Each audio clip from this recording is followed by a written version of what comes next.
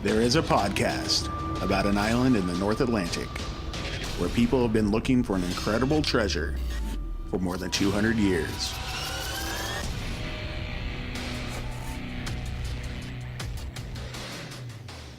Hello and welcome back to Could It Be, an Oak Island podcast. We hope everybody had a wonderful Christmas. It's been quite an interesting week here at the White House. Yeah, I've had a hurt back for a few days, and you were sick. Yes, very sick, and I don't like being sick. Matter of fact, you aren't even sitting upright for this podcast. No, I gotta lay down because my back is just kind of messed up, but it's on the mend. Well, hey, at least you're on the upswing enough that we could get here and be able to chat about episode 6, which was quite exciting. Yeah, it was a lot of fun. So, episode 6, they started us out at Smith's Cove pretty quickly with Rick and Craig out in the rain talking to the guys. Yep, giving us another update. They will be finishing that cofferdam before we know it and digging that stuff up. Yep. We've always got to have our update on Smith's Cove, and it looked like there was a couple of the sheets that weren't able to be driven down all the way in. Yeah, some kind of obstruction underneath. A couple of them are sticking up a bit higher than the rest. There's one in particular that you see, when they put in more toward the end of the episode where it's like really, really noticeably sticking up, further than the rest. So hopefully that doesn't let water in. But who knows? Yeah, so they've hit something hard. Well, they're pros. They'll have they'll have ways to make it sure that it's watertight. Yeah, it's not their first rodeo. Yeah. But the fact that it's kind of more difficult for them to drive down, do you think that is going to put any delay in what our expected turnaround time is for the cofferdam? I don't think so. I think they'll figure out any problems they've got. They've already, we already know it was built. We already know that they've done excavation, that we're going to see later in the season. So I don't feel like set them back too much. Yeah, I don't think it set them back too much, but I know in earlier episodes they were hoping for it to be done early because everybody's so excited about it. Well, they could keep asking for it early, but it doesn't mean it's going to get there any earlier than what's scheduled. Exactly. So let's see here. After Smith's Cove, we enter the war room. Yeah, we've got most of the team there discussing the Drayton's Cross. About 6 weeks ago, they arranged to have the cross tested. Yeah, that laser ablation. At New Brunswick, which we saw them do. Mm-hmm. And they, of course, found out that the cross is not from North America. And Rick explains that to further their research, they have reached out to the German Mining Museum. And they then talked to the geochemist Tobias, and I'm not even going to attempt his last name because we'll super butcher it. Right, and even with what museum he's with, it's the German Mining Museum in the city of something that starts with a B. I'm not gonna even try. He and them have a conversation about what he could potentially do for him, because he's got this giant database and archive of different mining materials. Yeah, something that surprised me is he didn't feel the need to do another test on the cross. He just said, "Give me your data, and I'll be able to figure it out for you." That's pretty cool. That actually really surprised me as well. Was it just depends on how good your data is. Well, I don't think they had to have gotten really good data, because they get some really good results later on, but it's nothing. Well, they went to a university, so the information that they got wasn't just Joe Schmo and they're trying to compare something. Well, and I'm sure the university doesn't do this for charity work. No, I highly doubt that. And so, they're paying good money to have the best data possible, and that's probably what they got. Mm-hmm. So Tobias, he explains that if the data is good enough, they can actually pinpoint which quarry it came from. Yeah, that would help a lot because the quarries all haven't, some of them are being used now. Some were used 100 years ago. Some were used 500 years ago. Some were used 1,000 years ago. And if they can pinpoint it to a specific quarry that was, let's just ballpark it out there, that was in use 1,000 years ago in this certain part of a certain country, well, that tells you where it comes from and the time period. So as long as like he said, as long as the data is good, he can give us more than just what the general region it was. We've already narrowed it down to not North America. All right, we did it. That's a big first step. That is. That's eliminating a pretty big area. They definitely didn't want it to come from North America, so that was good. We find some good results of this later on. Rick goes on to ask him if Tobias wants to work with them. Duh. Like, he's like, yeah, I'm excited to be a part of this. Okay, great. We'll send you information. Who doesn't want to be part of a multi-century long legendary treasure hunt? Mm-hmm. And then he's like, yeah, we'll send you the isotope information and then pictures of the artifact. And I'm thinking, okay, because he hasn't been watching and doesn't know what it is that there's going to be sending him information on. They get done talking to him in the war room and we flash over to the Megabin area. We see Craig, Charles, Terry, and Gary over at the Megabin area real quick. Yeah, they're taking more core samples. They're still using that sonic drilling technology to take out core samples to see what is in the Megabin. Based off the seismic test results, they are showing a mysterious void in the area of the latrines still. Regardless, since there hasn't been much done up here by them, we're going to get some answers one way or another. Charles was agreeing with your description of the core samplings being put in those tubes, saying, "Looks, hey, this is how sausage is made." Yep, making sausage. Yeah. Yes, that's what I've been saying. Yeah, it's cool, but it's cool to see Gary over there, doing the metal detecting. They're bringing out all the big guns for this, they're gonna put a stamp in it one way or another. Exactly. Gary detects over the sausage casings, and then you hear Terry, "Put that patient on the table." Yeah, that was pretty funny. Kind of made me laugh, made me giggle a little bit. They're out there having a good time. You know who else is having a good time? Oh, yes. Dan Blankenship. We're going to talk about my favorite part of the show. Yeah, that's my favorite part of the episode as well. Oh, man, that's good stuff. He looked like a kid again, I know. Wait, he's 95 years old, and they're like, hey, let's take him out to Smith's Cove and the cofferdam. Yeah, and his eyes went wide, and his mouth dropped. Yes. The look on his face of sheer shock is like a kid on Christmas morning. It was amazing. Yeah, well, they told him, hey, we've been doing a lot of work up here. He lives on the island. He's not unaware of what's going on, but just finally seeing it, nearly complete, he just went, wow. Like he was shocked. I love that he... As they're driving up, you've made a 4-lane highway out here.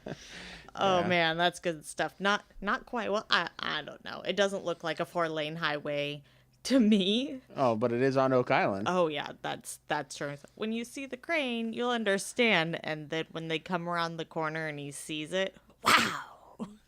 Yes.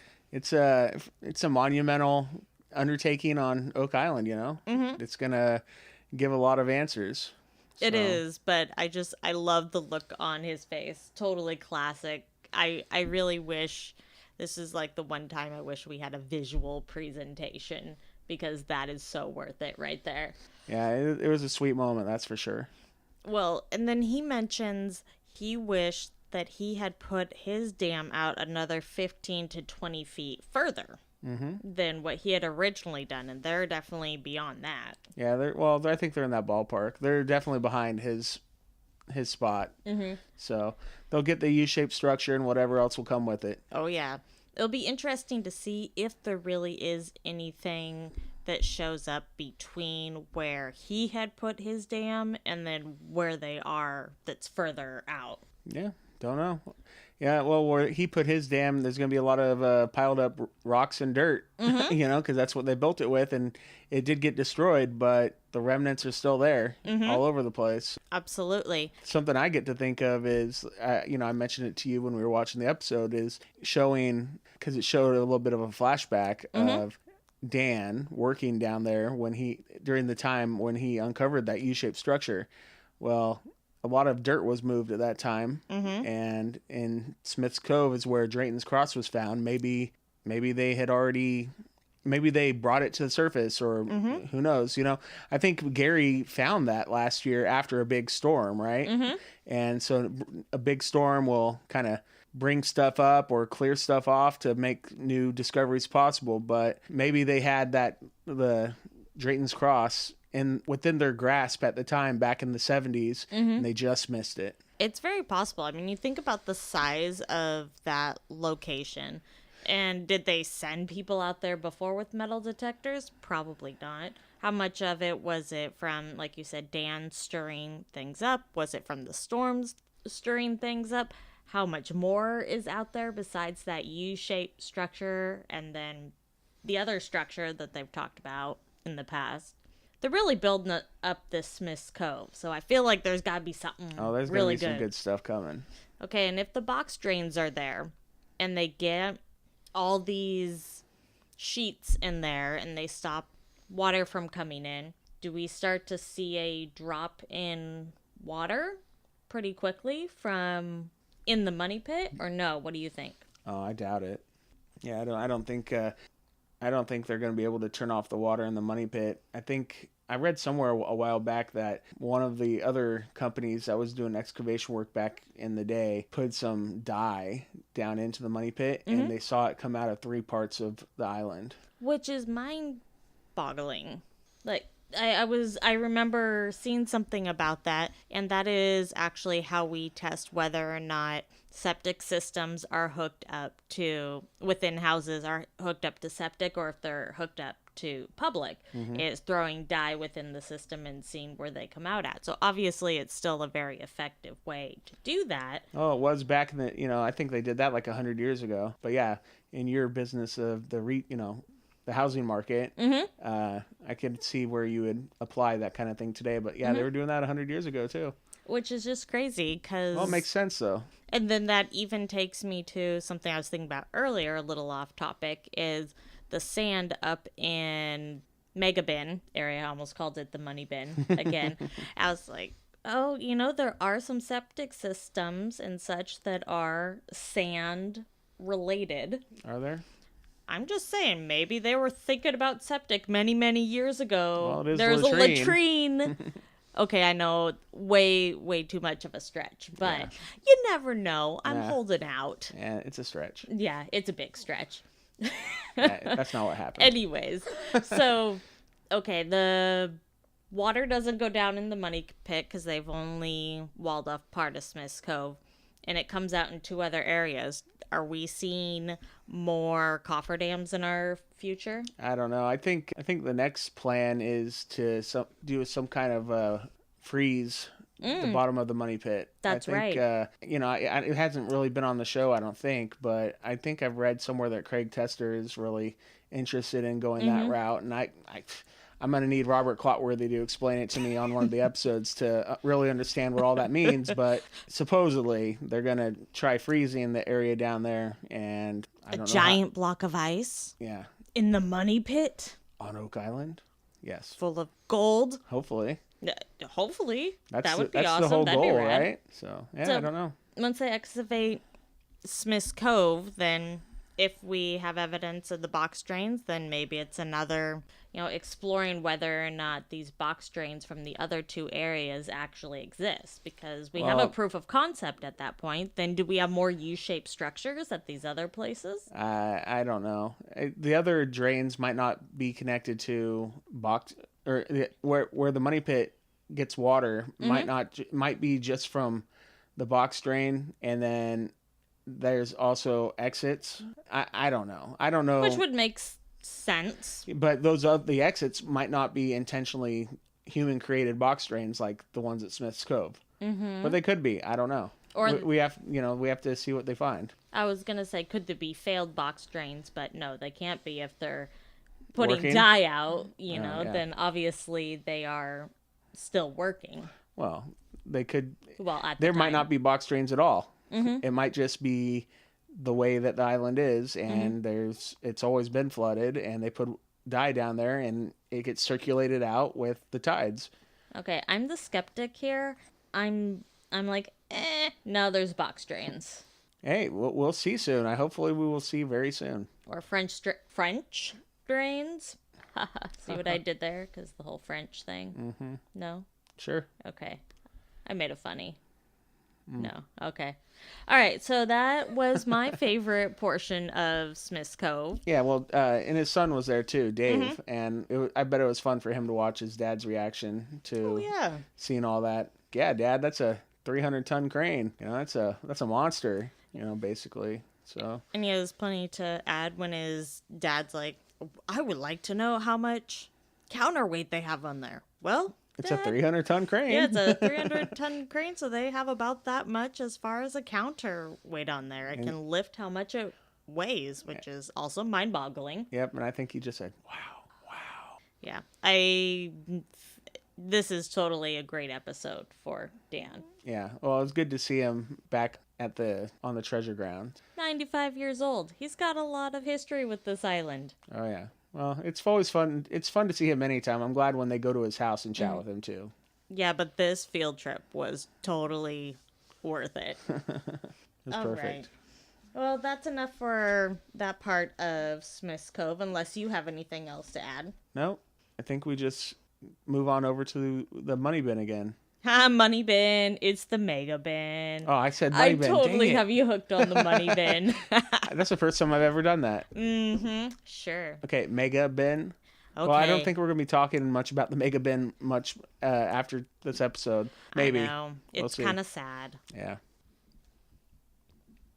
So what did they find in the mega bin? Sand. Sand. Bedrock. Uh-huh. Yeah, you know Yeah. what? I have a bone to pick. With Did they who? really, all the people, Craig, because he's in charge of this drilling, I've decided. Okay. Did they really only put one hole down in the mega bin? That's what we saw, I think, but I think But he's is that got the it. truth? I don't know. I would be surprised. They like to be fairly thorough, Mm-hmm. it seems like. So I wouldn't be surprised if they put down 3 or 4 and we just saw the most exciting one, which wasn't super exciting. But I wish, okay, so let's say they put 2 or 3 or 4 down. I wish they would have shown us that, because right now I'm under the impression they did one sonic drilling and they found some sand and they were like, wah, wah, we hit bedrock. This is what we call granite as geologists. At 100 feet deep. Yeah, it is kind of a bummer watching it from our end. So the void, potential void, was about 50 feet deep and about 170 feet long. Okay, so they did one core sample. How big is that core sample? Like 4 inches? Yeah. So out of the 170 feet of length, they Exactly. drilled down 4 inches of it. Yeah, and Dan has said that in the past he thought he found something valuable, even if it was just poop. They didn't find poop. Okay, I mean, that would be for them to have to find it again, but Yeah, well, that'd be something to find. that would be something. Yeah, I was really hoping for the steel plate that they keep talking about. That's what I was hoping to see. Or And they even hyped it up here a little bit. There's talking about what kind of sounds it would make if it hit metal. And then right before commercial break, you hear it doing a little bit of squeak, squeak, squeak, Right. like it's kidding metal. And then it comes back from commercial and it's like, nope, nothing there, just Right. bedrock. We're like, what? Terry's like, well, it could be Halifax slate. Oh, this is harder than slate. Then This could be it. that got Terry's attention. It got my attention. Got my attention, but then they come back and wah wah. Yeah, and they take forever to pull the core out because they've hit bedrock, and they And put Rick the patient on the table, and he opens it, and Rick comes out. And they're like, hey, look what we found. I think they are just more excited about the money pit again. Yeah, that they are like, ooh, I want to move the drill over here to see if there's something else. What about the Mega Bin? Yeah, well, Mega Bin's probably put on the same back burner that 10X is on right now. Oh, yeah, 10X. Oh, and the Swamp. And the Swamp. Oh, I've seen some rumors floating around about the Swamp that actually make me a little bit more excited about the Swamp now. I think the Swamp's going to have some good stuff coming this season. I'm starting to get a little excited It's about one of the Swamp. big three, babe. We'll see about that. Smith's Cove, the Money Pit, and the Swamp. But what about the Mega Bin that we ditched after one core? But so many things made sense. Like, it's only 50 feet below the surface. It's up at a higher elevation. Yada, yada, yada. Well, you're going to have to wait and see what else they do. If they come back to the Mega Bin later and are like, surprise, it's all here, I'm going to be really angry. Why? Because they should have kept drilling. Yeah, they'll get to it. If they can't find anything in the Money Pit area, they'll come back to the Mega Bin. We'll see. Well, after they hit up Smith's Cove, and after they drain the swamp or whatever they're going to do over there. Yeah, they have a couple of things on the agenda. They got a few this projects, so I don't know. I never heard about the Mega Swamp before this season, so The Mega Swamp? You're just making up places now. Is that somewhere My between the bad. Swamp and the Mega Bin? It's like on that slide and like, Okay, excuse me, I've got the Mega Swamp over here. my bad. I never heard of the I never heard of the Mega Bin before this season. Okay. I've never heard of the Mega Swamp until right now. So we should let them know that's an area they should check out. They need to get somebody over in the Mega Swamp ASAP. Stat. Roger Oh my that. gosh. Oh, that's good stuff. Kind of like, Can't wait till Gary goes in, does the metal detecting out in the Mega Swamp. yeah, man, I bet you they'll find something intense over there. Yeah. So anyway, the Mega Bin, we never heard about it before this year. I'm fine putting it on the back burner and getting Fine. more excited about things that we know about. Fine. Well, I was excited about the Mega Bin being like the money bin or whatever. So we can put an X through that right now. Yeah, they And might come move back on to it. over to the money pit because it does seem rather exciting with the new information we got from the specialists or the authors that they talked to later or here shortly in the war room, which actually was really exciting to me. Yeah, the authoress. The authorist. Yeah, I thought that was kind of weird. Yeah. But Lord. yeah, Is that a word? I don't know. That's the first time I've ever heard of it. Maybe we should grab a dictionary and check that. Nah, I'm good. No. I'll just go with it. Okay, it's so if fine. it's not a word, it is now. Cool. Okay, I'll go with the authorist. Yeah. In the war room, we have Judy, who joins the team, who is a friend and former colleague of Xena. And she is actually connecting them with the author, and who is that? Gretchen Cornwall and John Temple. And John Temple is a direct hereditary descendant of Templars, right? Mm-hmm. And isn't he a current Templar as well? Yes, of the current order. And so they had a lot of information to give to the team. I don't know how much the team really buys as far as this information goes, but I think thought it it's was split. I thought it was a lot cooler than some of the stuff we hear. Mm-hmm. Actually, parts of it made a lot of sense. Yeah, John the Baptist being the patron saint of the Knights Templar, and them recovering his skull and having the skull and crossbones be like a Templar symbol. Yes, that made a lot of sense to me. And then when they drew, really the aha was when they drew the connection between that and Nolan's cross. Yeah, the Nolan's cross, how it's basically a skull in and the middle crossbones. with the crossbones. Yeah, Now, pretty cool. Instead of them showing like an animation, I really would have loved to see another picture of the head that's in the middle. I'm sure you can find one on the internet I'm somewhere. sure I could, but I just wanted a handy Yeah, dandy. yeah, because the picture they showed is like enhanced, you know. yeah. And that they really kind of draw out the features, which it's cool, but it's also kind of a little bit of a bummer because it could be a little misleading. It's neat. It's a neat thought. It is. And I don't know. I looked up some information on the Jolly Roger and Skull and Crossbones, and I didn't see Templar anywhere near any of it as far as inspiration, but that doesn't mean that's not where it came from. The earliest recollections of the Jolly Roger, the black flag with the skull and crossbones, is like 15th century, and the Templar would have been before that. Yeah, they were talking about, so Gretchen had mentioned between like 1310 and 1312, the king wanting them out. Well, yeah, kind of disbanding the Knights Templar, but they were young and fresh. They weren't ready to go. And they were hardy, so they took to the seas.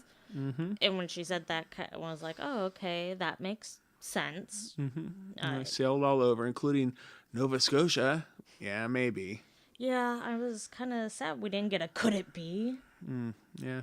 Sad. Yeah. No, that's okay. But that was, I thought, a really interesting idea, especially considering Gretchen and John have been working together for so long in particular. Yeah, at least 10 years, right?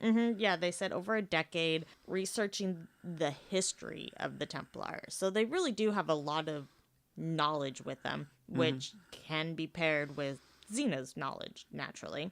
Yeah, and we'll actually touch on this again later, because when they talk about where the Drayton's Cross, the lead, where it may have come from in France, they have a flashback of Marty and his son Alex going to France to talk to the current head of the Knights Templar, and he says that he thinks if there's anywhere in the world that there could be stashed Templar treasure, it would be on Oak Island, and his building that they find him at has like a skull and crossbone right above the doorway. Right? They show the Jolly Roger right there, and I'm like, what? Yeah. If anything, okay, let's say it's totally not true. None of this with the Jolly Roger is.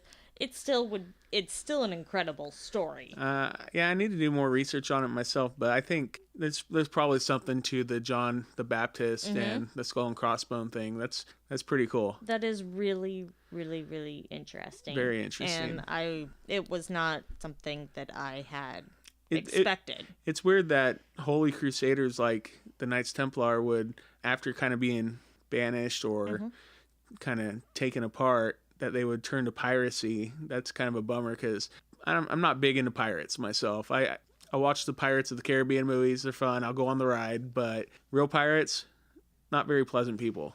Well, I mean, you talk about the Jolly Roger, the first time it showing up is like 1500s, but we're talking about like 1300s. So let's say that they took to the seas, which makes sense, right? So they aren't necessarily the Swashbuckling bad guys? Yeah, that we think of. That's true. And then eventually it Who are they? evolves The Robin into Hood that. of the seas? They would just take from the rich, give to the poor? Maybe they deposited this wealth in Nova Scotia on the island that looks like an elephant, and then vanish into Canada or the United States or Obscurity? I mean, really, Yeah. if they kind of separate out like that, I don't see why not. Yeah, What well- I find interesting is Rick is not picking up what they're putting down. And he's the one that's usually most receptive of that kind of stuff. But Marty seems a little bit more like, oh, okay, maybe. Yeah. Well, and then they tell Charles tell him why we we can't really do what they're asking, and Charles is like, yeah, because we don't really know where the money pit actually is anymore, right? Which And they look really disappointed.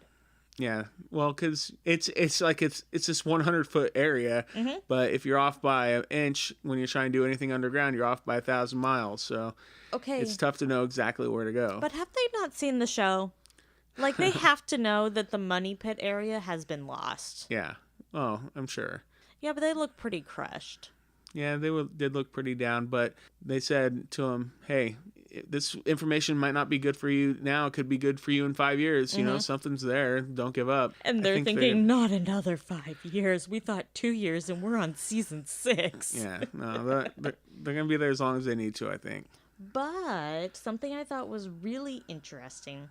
Well, okay, so 2 things. One being that they talked about the idea that the Knights Templar would have left a stone marker. My first reaction when that was mentioned was not, Nolan's cross, it was the 90-foot stone. Yeah, and we're gonna find out a lot more about that in a couple days here on the next episode. Oh man, I can't wait. Yeah, me too. I'm not a big 90-foot stone person, but when she mentioned that, I initially thought 90-foot stone, not Yeah, but the cross. The cross though is pretty.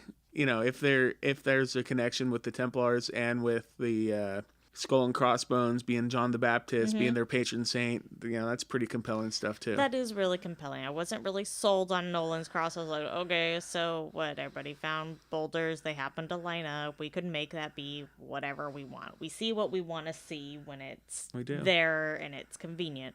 This makes a lot more sense. But the second thing that I thought was really interesting is when they mentioned the 10%. Duh. Tithing. Yeah. That's huge. That's super important. I mean, you talk about robbing the rich, giving to the poor. Regardless, tithing. Duh, 10%. Well, maybe 10%. So they scale it down to 10%. Yeah, they scale it down to 10%. Maybe that doesn't work for the money pit, let's say, but maybe it works in other areas. Maybe it's not scaling down. Maybe it's scaling up. Hey, maybe it does work in the money pit. Maybe they're right. Maybe it does work in the money pit. Maybe it has to do 10% of the 90 feet that they talk about. Or I just think it's something that we haven't heard talked about a lot. But if we are jumping into this whole Knights Templar thing, 10% makes sense. But on the flip side, I'm going to throw out this theory that I've been seeing pop up a bunch online. Okay. Charles Barkhouse. Yes. Resident Mason. Yes. You know, wearing the compass and you know, he's wearing the hat, Could it right? be Yeah, well, that he's a Mason? I think pretty sure he's a Mason, right? Yeah, I'm going with that. Theory online that people are saying is that he's purposefully trying to protect the treasure by misleading everybody. He seems really into it. He wants to be like, you know, he's acting like it's something that he once found, but he's really giving him, maybe put it right over here instead of, you know, on the X marks the spot or whatever. Yeah, I don't buy it, but I don't buy it, but funny. I love it's it. Funny. It's funny to think about. It is, and sorry, Charles, if you're hearing this, and that's a theory and that's not actually a thing you're doing. That's unfortunate, but that would make a great book. Oh my goodness, that would be awesome. Yeah. So we got the Mason kind of guiding, but guiding with like it's like a duel, a silent duel. I love it. Yeah. So anyway, I don't know. It's just something I've been seeing online, and I think it's funny. I think it's fun. I think it's fun, funny, awesome. I don't think it's a thing, though. I don't think it's actually a thing, but I kind of love it. I think Charles really wants the stuff found. Oh, yeah, he totally does. Oh, yeah. Maybe he buried it there. Maybe he's found the elixir to life. And so he's got the Sorcerer's Stone, the Philosopher's Stone. Maybe. He's Nicholas Flamel, really? The guy that had the elixir of life and was able to turn everything to gold and live for hundreds and hundreds of years. If he could turn everything to gold, we would have found gold a long time ago. Probably. He would have the Midas touch. Pretty much, basically. Yep. So, Okay. So yeah, that was a fun. I don't know. They didn't seem to buy it much. No, but they really didn't. They I don't know. I had fun watching that segment. That was like a little more entertaining and possibly more enlightening than some other things I've seen on the show lately. So that was definitely a book plug, but also it, kind of got the juices flowing and ideas. I liked it. Yep, me too. So one of my favorite war room scenes we've seen so far, I would say. And let's see here. What else did we do? Are we kind of wrapped up in the war room? No, because then we're going back to the war room for Drayton's Cross. Oh, yeah. We do go back to the war room for Drayton's I think Cross. that's next. Yes, it is next. So this is kind of the crescendo of the episode.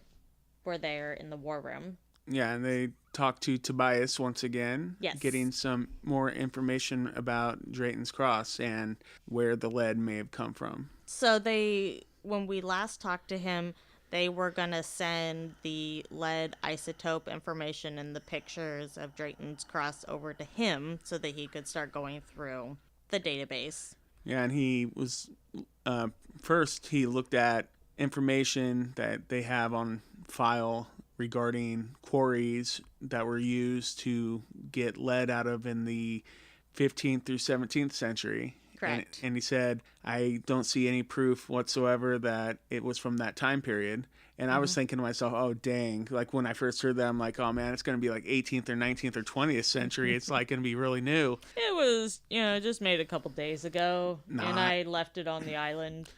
No, it turns out we didn't need to worry because it's could be much older. So he says that, Tobias says that it's consistent, the isotopes are consistent with an area in southern France, a much smaller quarry, not really commercial use like they were looking at for the other ones. And Gary is very excited. Well, he has a huge smile on his face. What did Marty call him? A Cheshire cat. And He that's looked just just like what he one. looks like. Yeah. He's like, yeah, Well, he's like, told you guys. I was right. I know what I'm talking about. I'm kind of like legit over here. Yeah, it was a good moment for Gary and just a good moment for all the guys because, this is big, exciting news. That's also when we see the little flashback again, like that we mentioned earlier about them going to Alex and Marty going to France to talk to the Grand Master of the Knights Templar. We see the skull and crossbone and all that, but And- so they're excited that that's the quarry that thing was probably pulled out of, or at least the lead that was pulled out of to make that cross is in southern France. Yeah, because Tobias mentions that he says it's most likely from an area of 2 mountain ranges, and I'm not even going to try to pronounce these 2 mountain ranges because that'll be embarrassing. But he said it's about like a 20 by 20 mile area.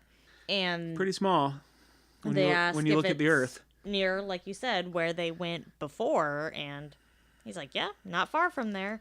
What? Yeah, so that's pretty exciting stuff. Kind of like when we talked about it in our very first episode of this season. Like, could it be the same thing? Yes, it could be. Could be. It's absolutely astonishing and amazing. And Tobias even uses the R word, Roman. You Yeah. did? I missed that. You missed that because who was it? Marty asked if it could be potentially older than the 15th century. And goes, yeah, these mines, we know from about Roman period onward were used there. And I was like, what? I totally missed that. That's interesting. Yeah, but Gary got to use the T word again. I'm using the T word. Templar. Templar. That's right. It's just really cool to see all of these different things start connecting, between their trip to France, and then now we're seeing these mines that match up with Drayton's Cross.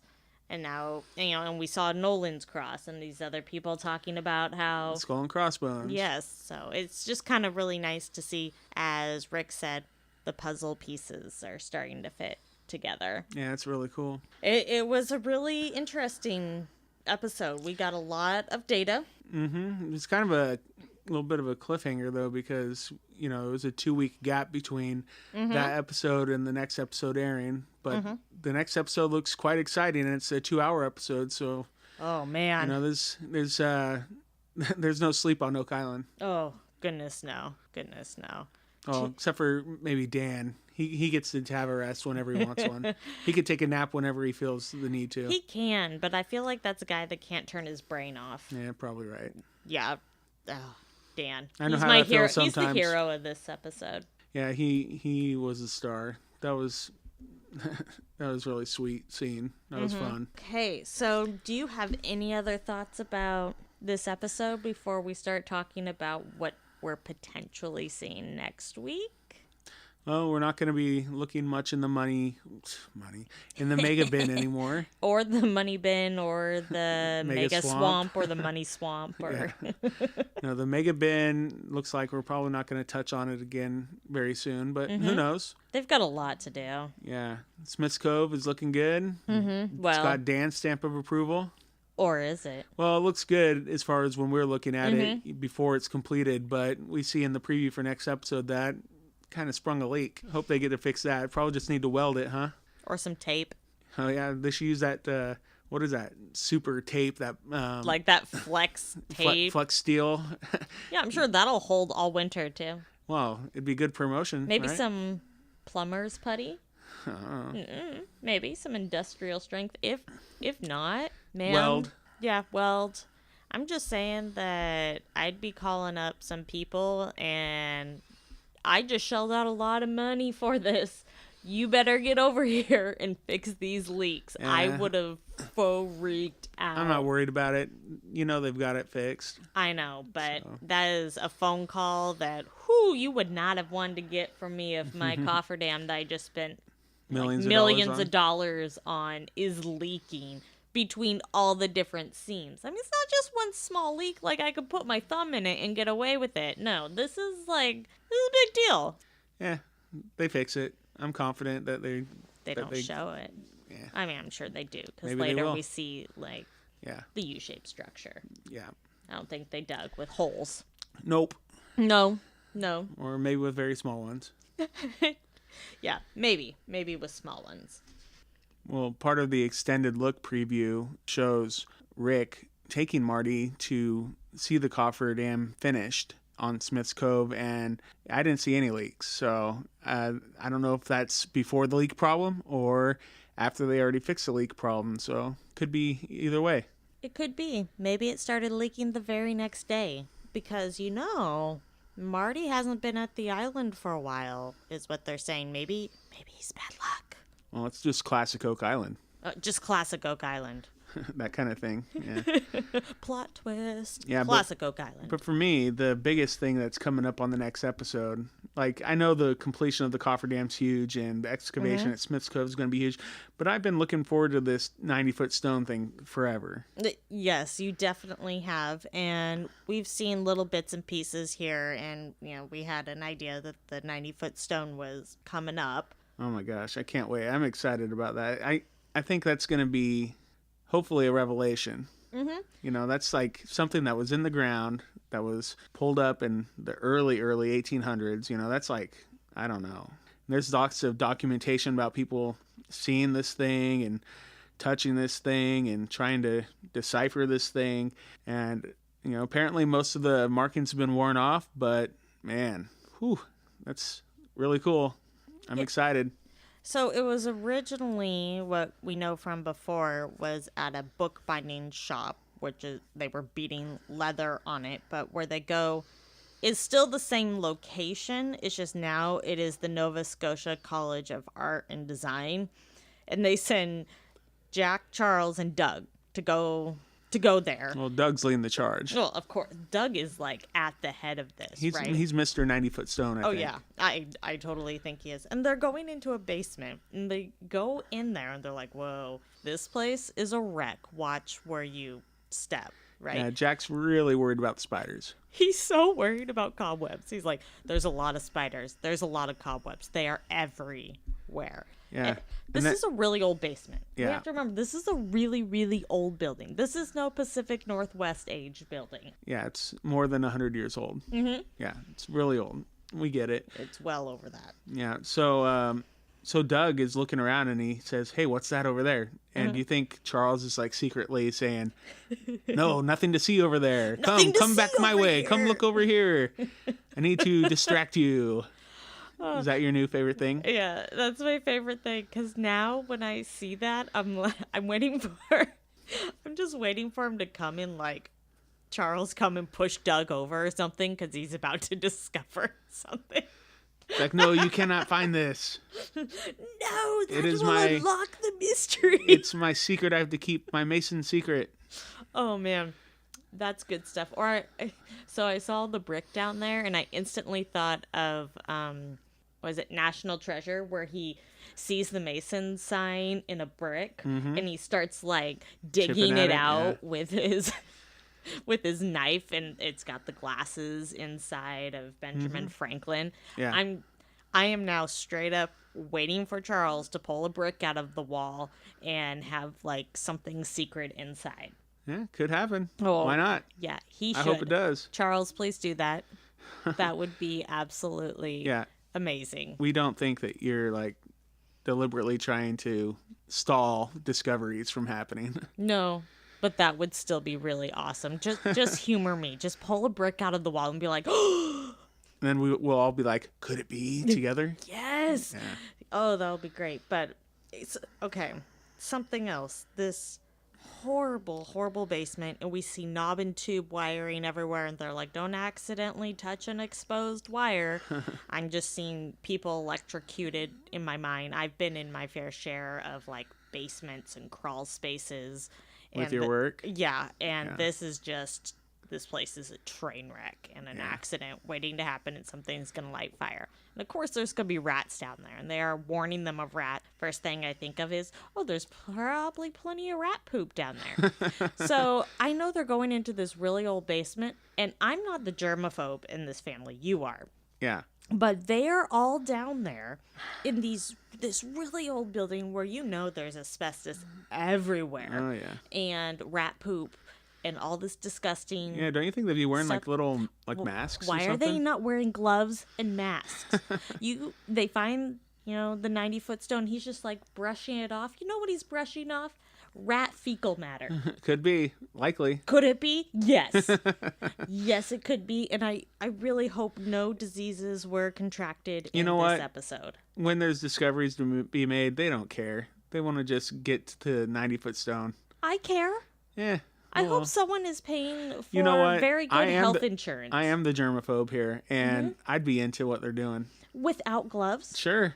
No, we carry gloves everywhere We when do. we go treasure hunting. That's true. You would not go down there and I'd be like, get a mask because we are going to die in this basement. And I'm usually totally fine with these places. Well, you know what? They're hardier than us. They just I do don't know. it. They do, and I know you guys, you always have to wear the same outfits, but please, whoever provides their outfits for them, can we now use gloves and masks going forward when going into creepy basements? Yeah, we'll still know that Jack is the bald guy with the green Under Armour shirt Yes. on. Yeah. And then Even if he has a mask on, we'll know. anybody that consistently digs in the dirt, aka Gary and Terry, have to wear all khaki and somehow not get it stained. Exactly. So this is a really long tangent for me just saying you need to wear gloves and a mask so nobody dies in the basement over the 90-foot stone. I don't think anybody died, so we're good. You never know what you're bringing up. They out found of the there. 90-foot stone. They don't have to go back down there. It's good. Well, they We're think good. they found the 90-foot stone, so we see them. I'll take Doug's word for it. Well, Doug, you see them bringing this giant boulder in Yeah. to the war room. The brothers are sitting at the table. They're like, clunk. I'm waiting for the Like, table whoa. to break out from underneath it, right? I think this is the 90-foot stone. Yeah, I think they like in the reports about the 90-foot stone from that I've read while I was doing research. It weighs like 250, 300 pounds. Yeah. It's a huge block. So let's just all jump on the table and it'll be about the same thing. That's a hardy table. It is. Well, it's in the war room. They don't mess around. Did this place just give them the rock? They're like, whatever you find, you can keep? Well, they know they've been looking for it. And I know, but still I'd be like, I got something you want. you want to make them pay for it? I don't know. Be like, I want in on the fun. Yeah. Oh, Maybe they let me bring it to them and give me a tour of the island. meh. No? They got They bigger got fish to fry, art I'm sure. stuff to do at the school. Yeah. I think they're just happy to be part of the story. Oh, yeah. I'm sure they are. They're another stop in the journey there in Halifax. So, lesson learned from the first look. We need some duct tape out at Smith's Cove. Maybe some putty. Mm-hmm. And watch out for rats Pretty much. And spiders. and spiders. Jack is really concerned about the spiders and the cobwebs. He's like, they're everywhere. Yeah, well, I would be too. Those are nasty. But you're not worried about the rat poop? Nah. I get over it. If it's something for as exciting as the 90-foot stone, I don't know. I really don't like that stuff, but I'm really interested in that stone. So, Well, I am glad they found it. Mm-hmm. I saw lots of loose bricks around there, so hopefully some. Well, they found the right one, and it was Mason gigantic. connections. And yeah, I'm really excited for this 2-hour episode coming up. Yeah, me too. It's gonna be killer. And so now we'll just start wrapping the show up. But before we do, we want to touch on the clot-worthy moment of last week's episode. Yes. Oh, Or man. the problem that we had. Well, it's come to my attention that I really messed that one up. Yeah, kinda. But that's Yeah, okay. Apparently, I played one clot-worthy moment, and the whole thing just stopped Yep, after that. One went through, the other one did not get played, and there was silence the rest of the episode. We didn't have our thank yous. We didn't have the outro music. Nothing. That's really unfortunate. But that really does explain Yeah. why one of them won by a landslide. Yeah, we have on Twitter at Oak Island Pod is where you can find us. We had the choices between a tunnel or a badge, and it was, two of the good ones. Yeah, the good worthy, clot-worthy moments. Exactly. And the one that said a tunnel. A tunnel leading to the money pit? So the only one that ended up being played on the episode was a tunnel leading to the money pit, and that won by a landslide. The tunnel won by a landslide, and it was 86% to 14%. And I don't know who ended up voting for a badge. They must have just remembered it from the episode. Maybe. But yeah, it wasn't from the podcast, and we're sorry about that. We're actually, if you don't know this, we're brand new to making podcasts. This is our first series we've ever attempted. We're beginners, but we're learning a lot. Thank you for hanging in there, guys. Yeah, we are learning a lot, and we're enjoying what we're doing. We feel like we're getting better and better every episode, so... If not, maybe you should let us know. If we're getting worse, I'm so sorry. There's no chance. I was looking at our reviews, and we have, let's see, we have 9 5-star reviews on iTunes right now. Ooh. Yeah, and I actually want to read one of them so that we can express our gratitude for their positive feedback. Great. Okay, we have a 5-star rating from somebody named Locating the Lost. And it says, great podcast. It also says, you guys mentioned coming to Maine next year during episode 1 of season 6. Let me know if you need a place to stay. I have plenty of room. I'm right in central Maine. Oh, cool. Well, I don't know. We really like staying at hotels. We'll probably do that, but we could probably meet up and Yeah, that'd be fun. have lunch or a drink or something. That'd be fun. Yeah. Well, and we won't be staying in central Maine. We're going to be on a particular island. Yeah, well, we might stay on the mainland, but probably The not. mainland. That's pretty good, right? Yeah, that's really good. Yeah, but we could probably still connect it, Yeah, that'd be great. And while we're in that neck of the woods, we're probably going to be driving up to Oak Island. Oh, yeah. Definitely. Yeah, we got to make sure we get our tickets and everything squared away. But, I think those go on sale in here in a couple months. But Ooh, I'm stoked. Yeah, I'm real excited too. Oh, can't wait. But thank you so much for that 5-star review. We greatly appreciate it. Yeah, we'll try to read one on every episode. And if we start getting a whole bunch more, maybe we'll read like 2 at a time. Yeah, we'll get 1 per episode.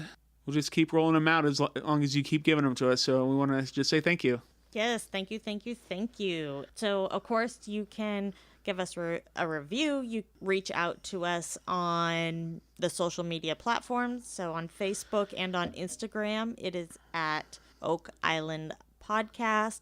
On Twitter, it is going to be at Oak Island Pod. Yep, and you could always email us. Our email is oakislandpodcast@gmail.com. Very original of us. Well, it works. It's consistent. It says exactly what we are.